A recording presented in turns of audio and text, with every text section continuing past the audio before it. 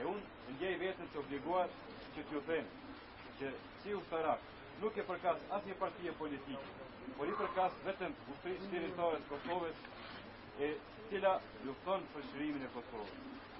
Jam direkt në komandën e Ministrisë së Mbrojtjes dhe të shtabit përgjithshëm, kujt jap llogari dhe veproj sipas urdhave të tyre.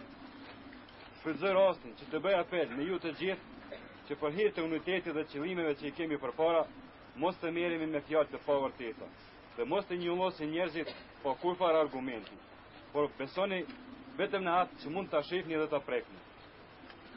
Ndoshta do të jem i detyruar që për çdo dezinformat të kërkoj llogari nga ata personat që i përhapin këto.